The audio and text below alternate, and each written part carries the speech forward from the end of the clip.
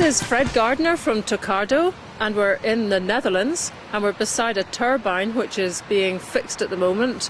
Tell us what's happening behind us here. Well, this morning at 7 o'clock they took the turbine out because we had one of the sensors, the cables, was damaged. So we have to repair the cable and they will put it in. And they're in a bit of a tension actually because in half an hour the door will open and they will flush the water from the IJsselmeer into the sea with a huge speed. And then the turbine should be running to capture the energy.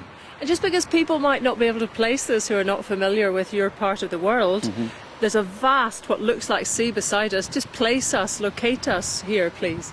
Well, you're almost in the north point of the Netherlands. North of the Netherlands we have some islands, we call the Wadden Islands. They go all the way to Germany, there's a line of islands. And this used to be the sea, but it was the Southern Sea, and they closed it in 1930. So these dikes went across?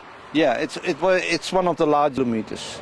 And at those days, you must understand, many things were still done by hand. So this was a huge job to build at that time. But it protected all the land behind here, because it would not, when there was a real storm surge, it would not flood the country behind it. And the story that most of us always know about the Netherlands, which is the little boy with his finger in the dike, was that anywhere near here? It must be. I think they replaced it by these very big doors, you know. Okay. It's more comfortable than just this finger in the dike. Yeah. So the difficulty to get the turbine out is that you must do it in connection with these tides and with the locks. Yeah, well, on one hand it's a difficulty, but we made this test center because actually we have time that it's not flowing. If we close the doors, there's no real flushing water going out, and that's what you will not have when you're at sea. You will have when you're at sea that the tide comes in from one side and then turns to the other side, and you have maybe 20 minutes to do something. So this is a quite comfortable position to be able to put a small barge there and to do some repairs. I suppose people might worry, though, that if you're taking your turbine out, it means there's something wrong with it, which is the worry people have about renewable energy, that it's not proven. Well, can I ask you a question back? Do you ever take your car to the garage? I think I know that you have some problems here. You're absolutely right. Why is that? Is the car not driving well, or what is the problem there? You know, it's technology, and technology wears.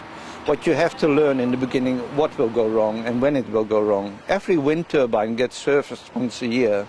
They go up and they do a check on the machine. Well, that's what we want to do as well. Only if you have to do it with tidal turbines, it's becoming expensive. Your little van where you would do a repair on a wind turbine becomes suddenly a ship.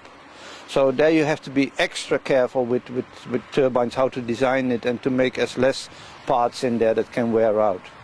And this thing is actually the damage we have now is because they had to repair the doors, or they did a repair on the doors 3 times in the period we were out there. So we had to take it out, put it in, take it out, put it in, and at the last operation one of the cables was squeezed. And they thought it would work, and it worked in the beginning, but later on we found out we had a problem with that cable. So it was actually not even the turbine that gave us the problem, but it was more that we had to take it out and bring it in that we have the problem now.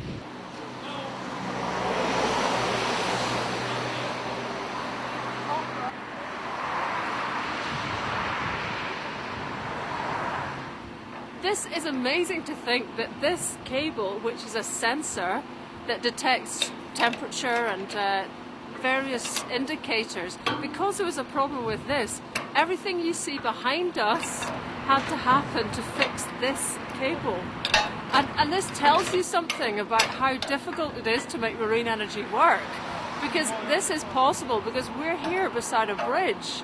And this makes it easy for us to stand and touch it, to reach it, to film it.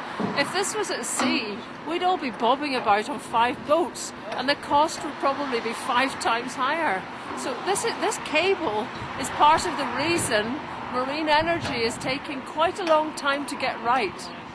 This is also the reason that there really needs to be some kind of tidal test centre, maybe here in the Netherlands, but it's essential to make sure that small problems like this don't become massive ones before all the investment's been made to have full-scale models out at sea